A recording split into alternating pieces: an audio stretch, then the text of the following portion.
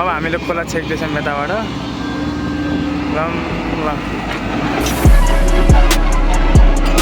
त्यहाँसम्म हालेको थियो पुरै ल्याम्लुम कता पुर्दै 25-30 टिप ढुङ्गा थियो होला यहाँ सबै खोलाले कहाँ लैदियो भने यता ढुङ्गा सबै जम्मै बगायो यतापट्टि भित्र हान्यो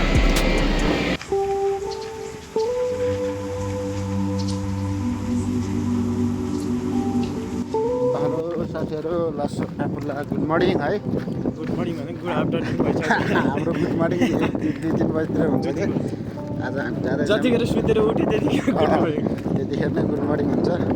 सर र म जाँदै नैछौँ आज खोलाले बिजोग बनायो साथीहरू राति लगभग 11-12 बजीतिर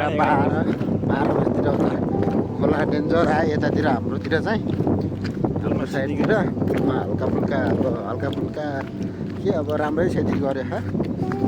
जाँदै नै छौँ अब खोलातिर यस्तो के कस्तो भएछ भनेर त्यसपछि हाम्रो सर र म चट्ट पारेर ट्विटी जाँदै मौसम चाहिँ एकदम क्लियर छ है साथीहरू आमा दिउँसो चाहिँ यस्तो चर्काउने भए राति चाहिँ अब फेरि त्यही त होला नि त्यस्तै हुन्छ होला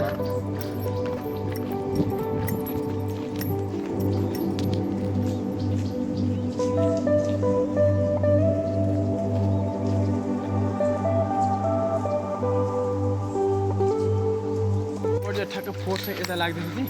त्यही भएर एक त ढुङ्गाले पनि हान्यो एक त्यो फोर्स पनि लाग्यो खोलाको त नाम नक्सा के अरे नाम निशानै बदल देखायो भने हाम्रो ढुङ्गा लिएर त्यही उतापट्टि थुप्राइदिनु पर्यो त्यो ढुङ्गा कुन चाहिँ ढुङ्गा त्यही ढुङ्गा त्यही खोलाको यस्तो बनाइदेखा अनि त्यहाँनिर जाली च्यार्नु पर्छ खोला उताबाट न त्यो त्यहाँबाट न यसो हुँदै यता त्यहाँबाट गएको थियो आज त त्यहाँबाट हुँदै कुनैबाट यता आइदिए मेसिनमा कहाँबाट छिराउनु छ त तल्लोको पो त त्यहाँबाट छिर्छ है मेसिन यहाँ नछिराउने जालीहरू छ ग्रेभल हाल्यो यो जाली च्यात्न पर्छ नि अहिले यो अहिले होइन अब मेसिन परैबाट लगेर जानु पऱ्यो कि त्यहाँबाट पारी त्यहाँबाट झरौँ ल अनि त्यहाँ खोलिदिउँ ल यहाँ यो गहिरोमा फालिदिने जालीसँगै जाली च्यार्ने मात्र त्यो चाहिँ नभने त्यो अलिक ठाउँ चाहिँ मुखले पार्ने मलाई अझ पनि डरै लाग्छ तर के खोलाको फाल्छ भने छेउपट्टिको ढुङ्गाहरू सबै त्यो हानिदियो त अनि त्यतिकै खसिहाल्छ त्यो खोलेर कस्तो बनाइसक्यो अनि त्यत्रो ढुङ्गा मेसिन हिजो यहाँ राखेको भने राम्रै व्यवस्था गरिदिँदो रहेछ मौसम चाहिँ पानी परेर भएको चकाचक भएको छ मौसम चाहिँ मैले बिहान टी सर्टमै सर्ट के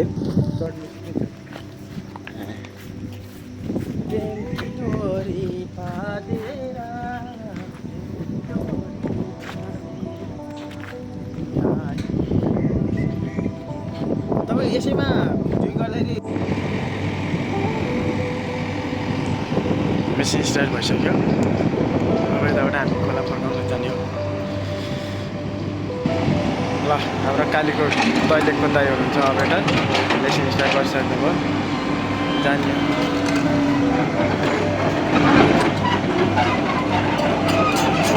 गरे हुन्छ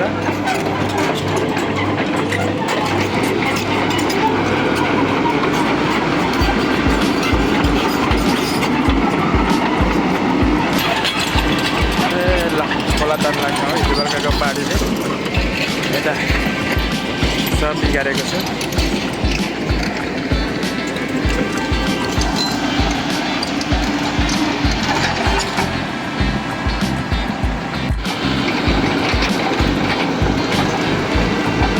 यताबाट झरिसक्नु खोला फर्काउनलाई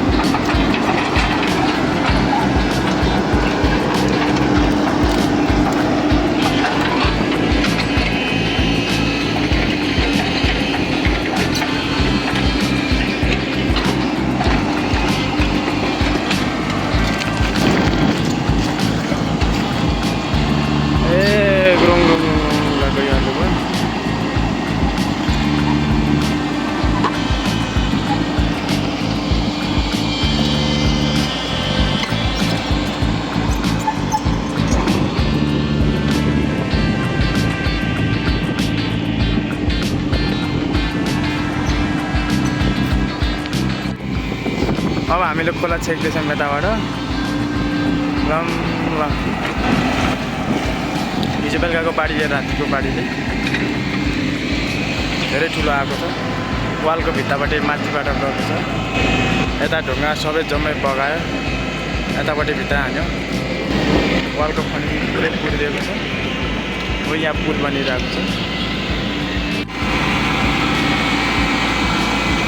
हाम्रो दाइले बालुवा दामी भन्दै हुनुहुन्छ बालुवा छ ए खतरा खतरा छ है दाइ बालुवा धेरै राम्रो बालुवा रहेछ हिजो बेलुकाको बाढीले बगाएर ल्याएको बिजोक बनाइदिएको साथीहरू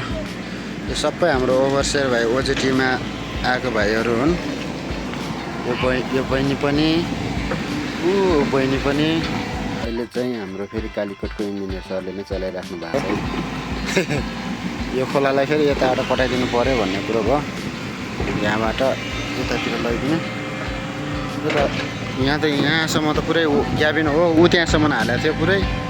पुरै ल्याम्लुम कता पुर्दियो 25-30 टिप ढुङ्गा थियो होला यहाँ सबै खोलाले कहाँ लैदियो भने लु फाइनली साथीहरू हाम्रो चाहिँ खोला फर्काएर हामी चाहिँ सकिएर मासतिर हिँडि नै सक्यो हामी चाहिँ अहिले मासतिर हामी बस्ने घरबुटी आन्टीको बारी पनि बिगारेको थियो त्यसलाई पनि हल्का समय दिनुपर्ने भएको कारणले गर्दाखेरि हामी मासतिर आइ नै सकेको हामी बस्ने घर यही नै हो घरबुटी आन्टीको यहाँ हल्का हिजोकै बाढीले गर्दाखेरि हल्का क्षति भन्दा पनि अब त्यसलाई ढुङ्गा मुढाहरू ल्याएर राखेको छ अब त्यसलाई चाहिँ हल्का हल्का समय दिएर 5-7 मिनटमा सकिन्छ होला हामी मासतिर आइ नै सक्यौँ हाम्रो घरबुटी आन्टी वहीँ नै हुनुहुन्छ साइडमा त्यसपछि आजको लागि लगभग यतिकै नै हुन्छ होला साथीहरू र च्यानलमा नयाँ हुनुहुन्छ भने च्यानललाई सब्सक्राइब गर्न चाहिँ नबिर्सिनु मल बग्ने